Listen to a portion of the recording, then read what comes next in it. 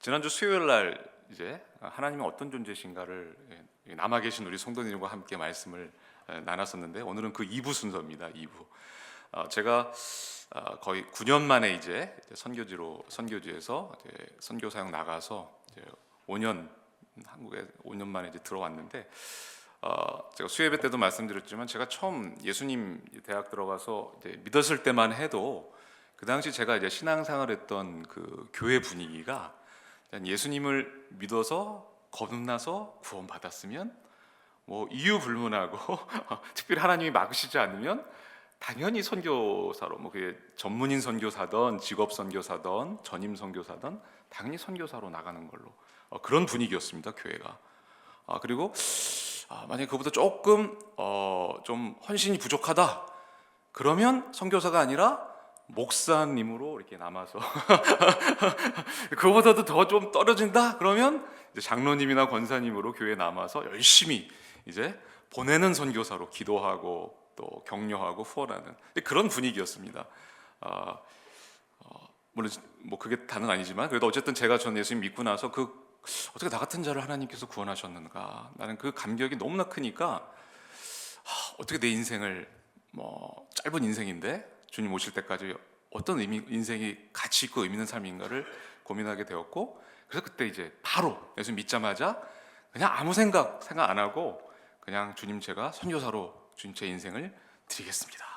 그렇게 드리고 나서 물론 선교사로 나가기까지 많은 우여곡절이 있었고 좀 늦가기로 선교사로 나가긴 했지만 선교사적인 삶을 살아야 되는 것을 한 번도 의심해 본 적은 없었던 것 같습니다, 지금까지 살면서.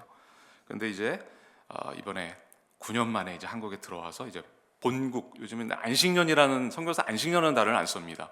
왜냐하면 한국에는 많은 교회 목사님들이 안식년을 안 쓰는 목사님도 많이 계시잖아요, 교회가 어려우니까. 그래서 본국 사역에 해라 해가지고 본부, FMB 본부에서 여러 이제 지역 교회들을 돌아다니면서 지역교회 목사님들에게 이제 선교적인 그런 비전들을 함께 나누고 또 어떻게 교회가 선교에 참여할 수 있는지를 함께 고민하는 그런 이제 사역들을 이제 해오다가 이제 울산까지 우리 목사님 또 우리 성일교회 성도님들의 환대를 받아서 지금 우리 청소년부를 섬기고 있는데, 그때 이제 여러 교회 목사님들을 만나면서 굉장히 제가 좀 놀랐습니다. 왜냐하면 제가 그래도 예수님 믿었을 때만 해도, 그리고 10년 전 선교지로 나갔을 때만 해도, 그래도 교회들이, 많은 목사님들이 뭐 사이즈와 상관없이 교회의 어떤 능력과 상관없이 당연히 선교해야 된다, 당연히 선교를 위해서 기도하고 참여해야 된다는 그런 인식들이 있었는데, 이번에 와서 보니까 선교에 대해 우리 목사님들이 교회가 관심이 없는 겁니다. 관심이 없는 거예요. 그 관심이 없는 첫 번째 이유는 제가 잘 아는 친구 목사님입니다. 아주 목회도 열심히 하고 있습니다. 근데 그 목사님이 저한테, 김영준 선교사님, 우리 한국 교회는 이 선교는 사치입니다, 사치. 지금 교회가 살아났느냐 죽느냐 그 존폐 위로에 있습니다. 지금 생존이 우리 교회에 굉장히 중요한 이슈가 되었습니다. 그런 얘기를 하시는 거예요. 그러니까 선교에 대한 마음이 있는데 여력이 없는 겁니다. 그리고 두 번째, 왜 선교에 관심이 없느냐? 사이즈와 상관없이 지금 한국도 지금 예수님 안 믿는 사람들이 지금 부지기수인데, 특별히 우리 차세대들, 캠퍼스라든 청소년들, 아동부, 대학생, 지금 담임선도 그런 표현 쓰셨는데 3% 미만, 예수 믿는 사람들이 3% 미만인 겁니다. 미전도 종족이 돼버린 거예요. 그리고 요즘 얼마나 교회 전도하기가 정말 힘듭니까? 그런데 한국도 지금 예수 믿어야 될 사람들이 지금 부지기수인데, 한국이야말로 선교지인데 오히려 선교사님들이 한국에 오셔가지고 지금 어려운 지역 교회들을 섬겨야 됩니다, 그렇게 말씀하시는 또 선교사님들, 목사님들이 계시더라고요.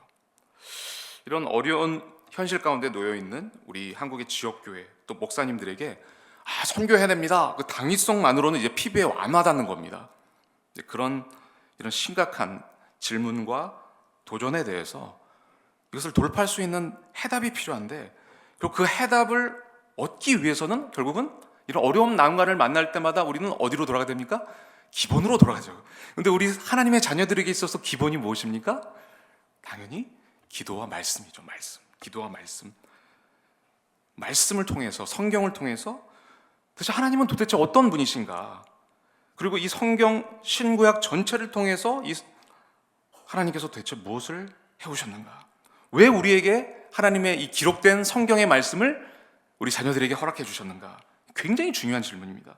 왜 하나님께서 아담과 하울을 하나님의 형상을 따라 만드셨고, 그리고 왜 하나님께서 믿음의 조상 아브라함을 불러내셔서 약속의 땅으로 보내셨고, 왜 하나님께서 선지자를 보내시고 제사장을 세우시고 왕을 이스라엘에게 주셨는지, 그리고 마침내 구약의 예언대로 예수님을 이 땅에 보내신 이유가 뭐고, 왜 성령을 통해서 교회를 세우셨는가에 대한 그 성경의 답을, 기본을 찾는 것이 너무나 중요한 이슈가 된 거죠. 그래서 이 성경 전체에 흐르는 이 주제를 붙잡고 돌파해내는 것, 그게 굉장히 중요하다는 걸 이번에 느꼈습니다. 여러분 다 아시는 것 같이 성경은 두 개의 책으로 구성되어 있죠.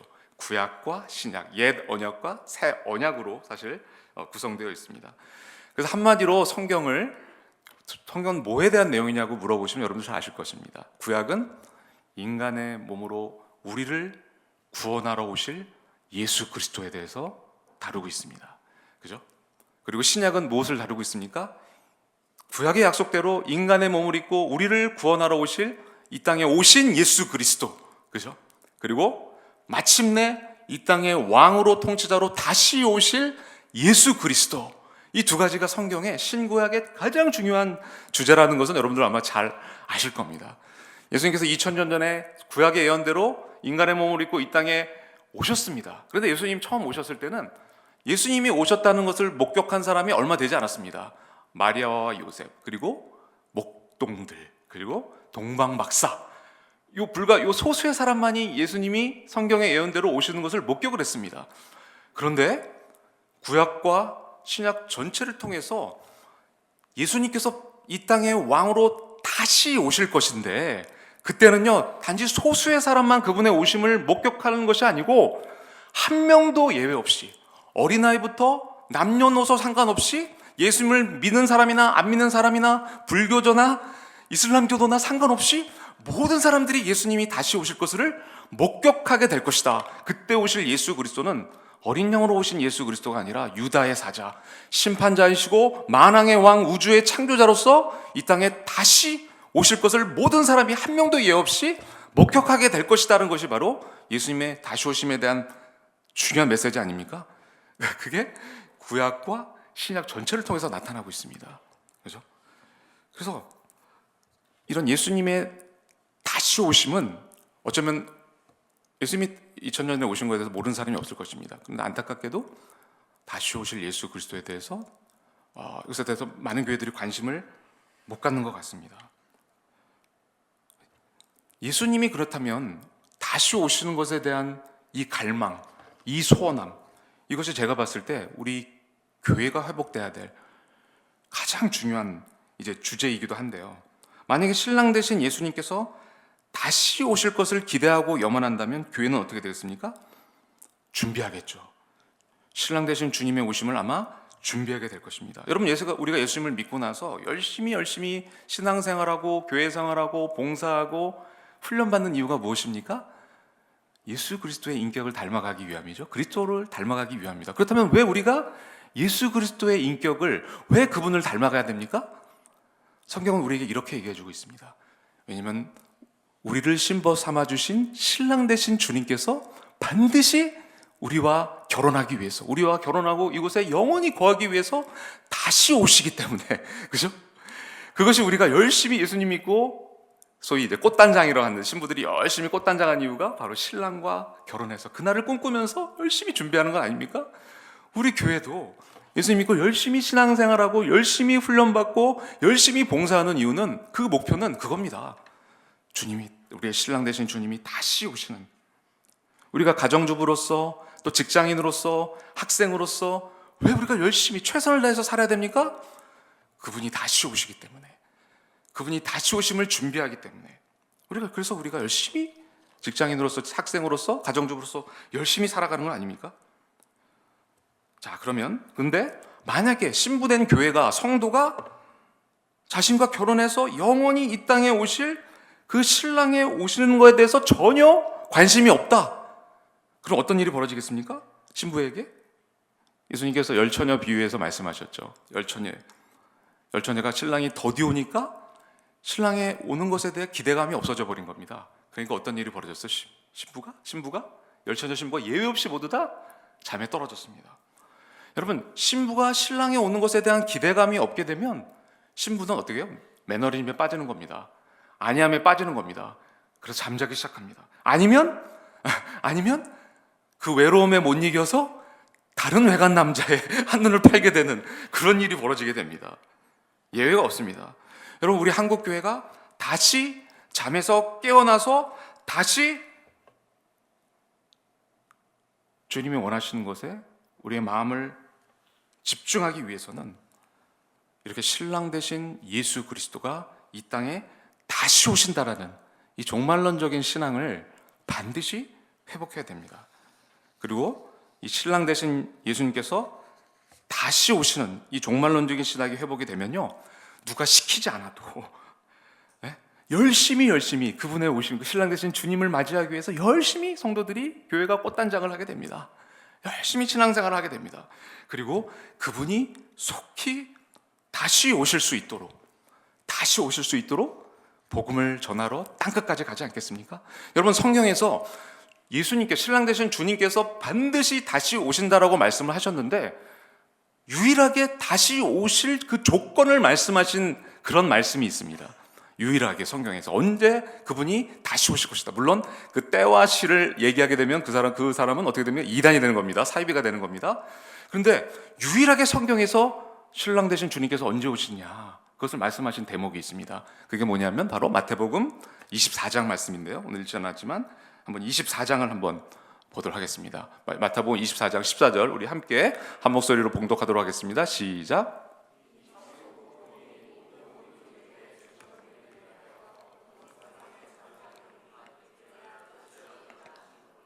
아멘. 여기서 뭐라고 말씀하셨어요? 주님이 언제 오신다고요? 이 끝이 언제입니까? 주님이 오시는 바로 그때 아닙니까? 근데 언제 주님께서 오신다고요? 이 천국 복음이 모든 민족에게 증언될 때, 그때야 세상의 끝이 오고 그때야 우리가 오매불망 기다리고 대망하고 염원했던 우리의 신랑 되신 예수 그리스도께서 다시 오실 것이다, 그렇게 얘기하신 유일한 구절입니다. 근데 어찌 교회가, 신부된 교회가 주님의 오심을 열망하고 대망한다면, 그죠? 땅끝까지 그분이 오실 유일한 조건, 땅끝까지 모든 민족에게 복음을 증거하는 일을 우리가 소홀히 여기겠습니까?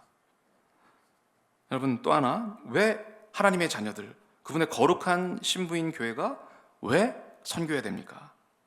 여러분, 그것은요, 지난 수요 예배 때도 말씀드렸지만 우리 하나님의 본질 자체가 선교적이시기 때문에 그래요. 여러분, 이 선교적 하나님께서 창세기부터 계시록까지 성경 전체를 통해서, 그리고 인류 역사를 통해서 지금까지, 그리고 마지막 주님의 오실 때까지 행하실 가장 중요한 핵심적인 사역이 바로 이 하나님의 선교이기 때문에 그렇습니다. 여러분, 이것을 우리는 하나님의 선교로 미쇼데이라고 하는데, 미션 오브 갓, 하나님의 선교라고 얘기를 합니다. 여러분, 여기서 이제 보통 우리가 선교라고 얘기하면 미셔널, 미션 임파서블 이런 영화도 있는데, 이 용어는 우리는 보통 보낸다, 보냄을 받는다, 이렇게 얘기합니다. 여러분, 보통 선교하면 떠오르는 게 뭡니까? 저 같은 선교사를 저 아주 미개하고 못 사는 그런 이 제3세계로, 타종교 타문화권으로 파송하고, 또 교회가 열심히 기도하고, 그걸 보통 우리는 이제 선교라고 얘기를 하죠. 선교사가 중심이 돼서, 혹은 교회가 중심이 돼서, 선교단체가 중심이 돼서 우리 인간이 주도적으로 하는 것을 보통 이제 우리는 선교로 이해하는데, 물론 맞습니다. 그러나 보다 근본적으로 이런 미션, 소문자 미션스가 아니고 대문자 더 미션이 존재합니다. 우리가 인간이 이렇게 타문화권에 가서 복음을 전하는 그 사역이 가능했던 것은 뭐냐면 바로 이 선교적 존재이신 하나님께서 먼저 선교하셨기 때문에, 더 미션이 있었기 때문에 이런 선교가 가는 것입니다. 여러분, 먼저 이 더 미션, 하나님의 선교의 본질이 먼저 세 분 하나님께서 성경 전체를 통해서 지금까지 인류 역사를 통해서 해오셨고 재림까지 완성하실 하나님의 선교라는 것을 우리가 아는 게 너무 중요합니다. 그리고 두 번째로, 삼위일체 하나님의 본질 자체가 선교적이기 때문에 이 하나님의 선교가 삼위일체 하나님의 이 관계 안에, 그분의 관계 안에 내재적으로, 근본적으로 내재되어 있다는 것을 아는 것이 굉장히 중요하다는 것을 요즘 선교신학자들이 이번에 요즘 강조하고 있습니다. 여러분, 그 대표적인 구절이 오늘 읽지 않았지만 요한복음 20장 21절 말씀입니다. 요한복음 20장 21절 말씀을 우리 함께 22절까지 한번 읽어보도록 하겠습니다. 시작.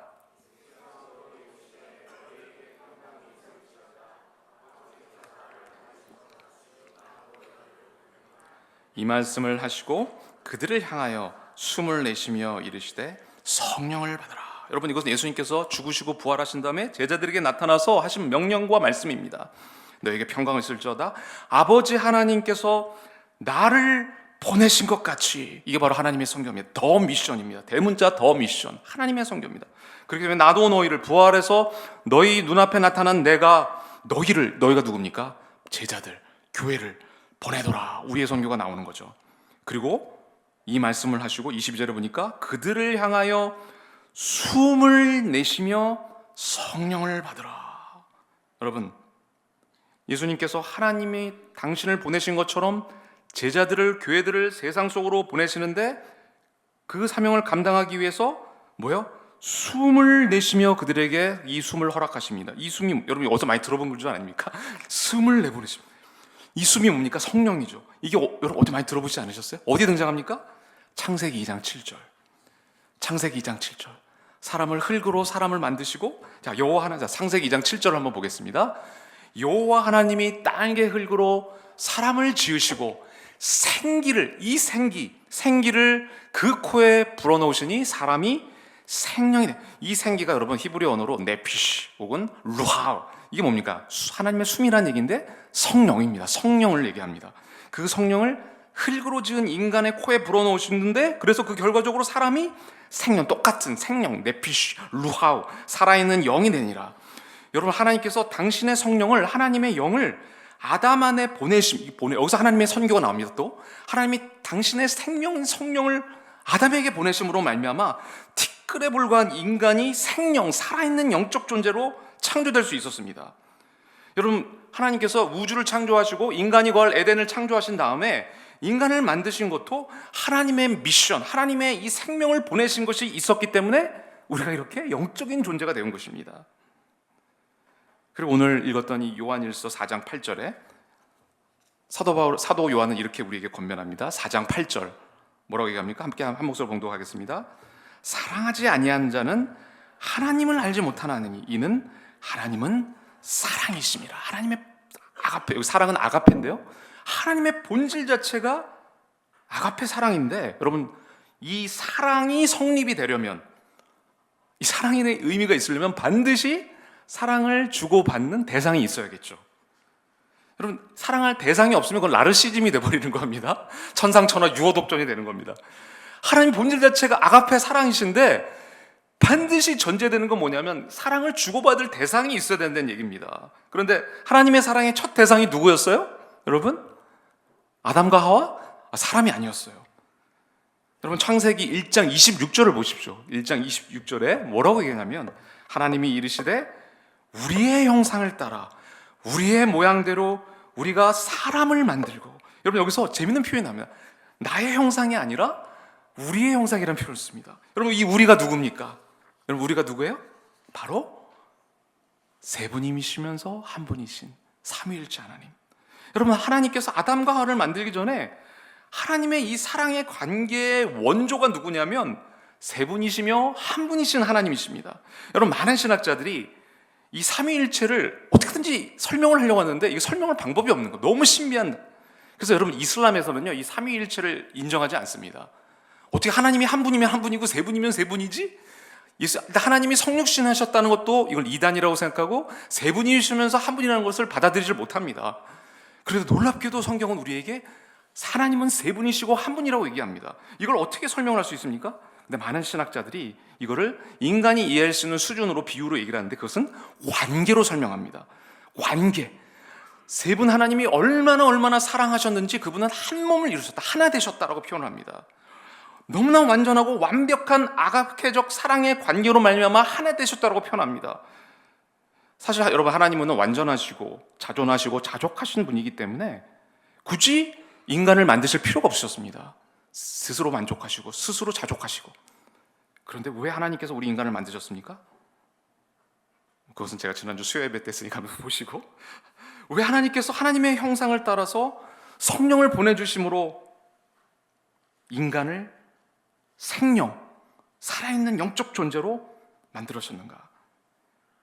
그리고 이 세 분 하나님의 완벽한, 셋이서 하나를 이루시는 이 완벽한 교제에 우리를 하나님의 수준으로 성령을 보내심으로 말미암아, 미션을 하심으로 말미암아 우리를 티끌과 같은 존재를 그런 하나님의 수준으로 만들어 놓으신 다음에 이 놀라운 영원전부터 있었던 이 땅이 창조되기 전에 누리셨던 하나님의 완벽한 사랑의 관계에 우리를 초대하신 것입니다. 아무런 조건 없이. 이건 엄청난, 다른 짐승들과는 비교될 수 없는 어마어마한 특권들을 우리 인간에게 주신 것이죠. 그리고 창세기 1장 28절에 보면 성령을 우리에게 미션 보내주심으로 말미암아 하나님의 형상대로 사람을 창조하신 후에 창세기 1장 28절 뭐라고 얘기합니까? 후에 하나님께서 그들에게 복을 주십니다. 이 복은요, 바락이라는 표현인데 원어는 뭐냐면 무릎을 꿇고 창조주 하나님을 경배하는 게 이게 바락입니다. 복의 근원입니다. 이게 복의 원래 의미입니다. 여러분, 이 복을 주신 이유가 뭡니까? 그 후반부에 나오죠. 뭐야? 생육하고 번성하고 땅에 충만. 그래서 이 지구상의 모든 하나님의 형상들로 만들어진 모든 인간들이 이 지구를 꽉 채워가지고 창조자 하나님을 인정하고 그분을 찬양하고 경배하는 자리로 나가는 것, 그것이 하나님의 궁극적인 인간을 창조하신 비전이었습니다. 하나님을 경배하라고, 창조자 하나님을 인정하고 기뻐하고 감사하고 경배하라고. 여러분, 하나님의 형상을 따라 창조된 피조물인 인간이 가장 행복하고 가장 영광스러울 때가 언제인지 아십니까? 나를 창조해 주신 그 하나님, 나를 구원해 주신 그 구원주, 그분 앞에 나와 무릎 꿇고 기쁨으로 감사하면서 찬양할 때, 그때야말로 인간이 가장 영화로, 가장 행복하고, 이제 주님 나는 살아도 죽어도 이제 여한이 없습니다. 주님이면 충분합니다. 그게 복이라는 거죠. 북한이 여러분들 왜 저주받은 땅이라고 얘기하신 줄 아십니까? 왜 저주받았어요? 창조주 하나님이 아닌 인간을, 김일성을 숭배하기 때문에 그 땅이 저주를 받은 것이죠. 여러분, 개혁주의의 제1신앙의 고백서인 웨스터민스터 소유의 문답, 여러분 1번이 뭔지 아시죠? 우리 목사님께서 좀 런던 고백서도 하고 계시는데, 웨스터민스터 소유의 문답 1번이 뭡니까? 여러분 한번 읽어볼까요? 굉장히 유명한 신앙 고백인데 이게 첫 번째 신앙 고백입니다. 한번 읽어보도록 하겠습니다. 시작. 하나님을 영화롭게 하는 것과 그를 영원토록 즐거워하는 것, 이게 하나님이 우리에게 주신, 인간을 설계하시고 만드신 가장 중요한, 인간이 가장 행복할 수 있는 축복이 바로 이거죠. 여러분, 지난주에 우리 청소년들 또 아동부가 함께 또 대학생들 같이 이제 우정교회 가가지고 한 경배 워십에 참여를 했습니다. 여러분 우리 청년들이요 거의 3시간 동안 그냥 다른 거 없었습니다. 뭐 이벤트도 없었고 뭐 연극도 없었고 영화도 없었는데 그냥 주구장창 경배와 찬양 드리고 말씀 듣고 그런 시간인데 한 2시간 반 돼서 끝났어요. 그런데도 막 앙코를 해가지고 제가 얘들아 우리 가야 되지 않을까? 너 힘들지 않아? 더 하겠다. 30분 더 하겠다고 해가지고 3시간을 채우고 왔습니다. 여러분 우리 세대가 요즘 이 아동 청소년 세대가 MZ세대, 알파세대, 뭐 Z세대라고 하잖아요. 그죠? 억지로 시킨다고 말을 듣습니까? 그죠? 그런데 이 어린아이들이 자기네들이 하나님께 경배드리니까 너무 좋으니까 너무 기쁘고 행복하니까 누가 시키지 않아도 3시간 넘게 그렇게 경배를 드리는 겁니다.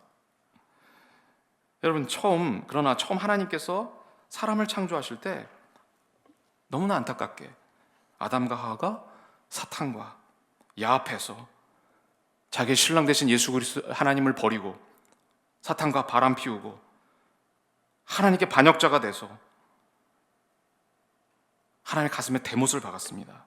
하나님께서 인간을 만드셨을 때 이것을 모르셨을까요? 우리 전지전능한 하나님께서 우리 인간이 그분의 가슴에 대못을 받고 배신하고 그분의 눈에서 피눈물 쏟아붓게 할 것을 우리 하나님께서 모르셨을까요?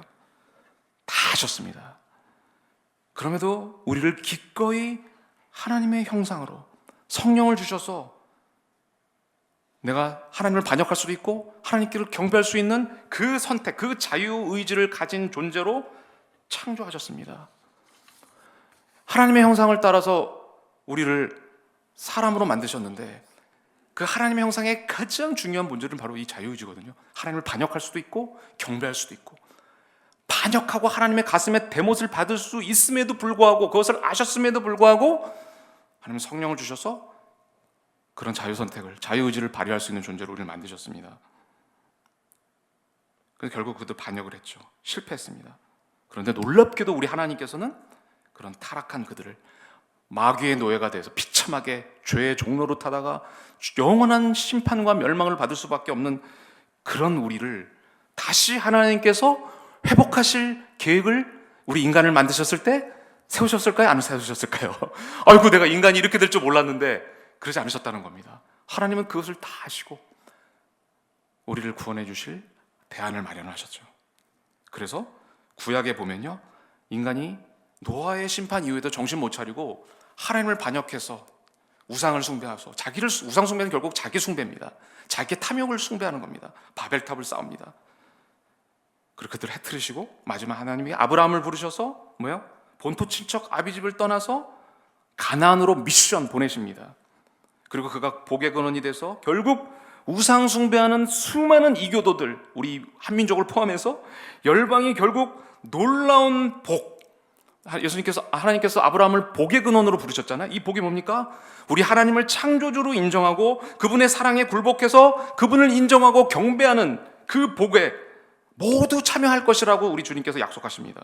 그래도 정신 못 차리자 수많은 하나님의 종들을 구약에 보면 보냅니다. 선지자를 보내시고 제사장을 보내시고 왕을 보내시고 그런 얘기잖아요. 그리고 다시 그들이 하나님 앞에 돌이켜서 돌아올 것을 계속 하소연하십니다. 근데 놀라운 그 구원의 계획에는요, 우리 이방인들, 우리 이교도들, 그죠? 열방들이 다 포함되어 있다는 겁니다. 그럼에도 여전히 정신 못 차리고 하나님 보내신 종들을 다 잡아 죽이고 그런 강팍한 죄인들을 위해서 하나님의 최종 솔루션, 마지막 미션이 드디어 구원의 약속대로 나타나는 것이죠. 그게 누구예요? 예수 그리스도. 할렐루야. 여러분, 우리가 읽은 이 요한일서 4장을 읽기 위해서 여기까지 돌아왔습니다. 4장 9절을 한번 보십시오. 4장 9절 한번 읽어보도록 하겠습니다. 시작. 하나님의 사랑이 우리에게 이렇게 나타난 바 되었으니 하나님이 자기의 독생자를 세상에 보내심은, 미션하심은, 하나님의 선교하심은 그로 말미암아 우리를 죄와 사망과 죽음과 이 마귀의 권세 가운데 비참하게 살고 있는, 스스로의 힘으로는 도저히 구원할 수 없는 구제불능의 우리를 영원히 살리라 하십니다. 그러면 10절, 사랑이 여기 있으니, 이 사랑의 기원이 나오지 않습니까? 아가페 사랑의 기원, 인간을 만드시기 전에, 창조하시기 전에 존재했던 세 분이시며 한 분이신 이 하나님의 아가페 사랑이 여기 있으니 우리가 먼저 하나님을 사랑한 것이 아니요, 이 사랑의 기원은 하나님이 먼저 우리를 사랑하사 우리 죄를 속하기 위하여 화목제물로 그 아들을 보내셨습니다. 미션하셨습니다. 할렐루야. 11절 결론적으로, 사랑한 자들아, 하나님이 이같이 우리를 사랑하셨은즉, 하나님이 우리를 사랑하셨기 때문에 우리를 창조하셨습니다. 성령을 주심으로 말미암아. 그리고 하나님께 반역하고 바람 피우고 마귀와 야합해서 영원한 멸망 가운데 처해 있는 구제불능의 우리를, 뼛속까지 죄인인 우리를, 죄의 짱아지 같은 우리를 구원하시기 위해서 그분을 보내셨습니다.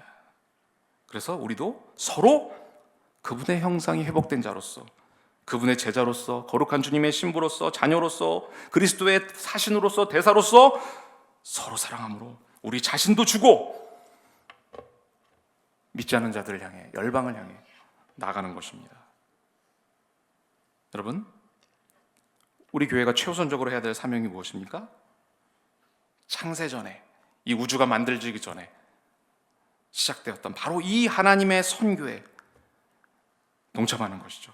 그리고 성경 전체를 통해서 진행되어 온, 그리고 역사를 통해 지금까지 진행되어 온, 그리고 예수님께서 마침내 우리의 신랑 되신 주님께서 왕으로 다시 오실 그날까지 하나님의 선교에 우리가 동참하는 것이죠.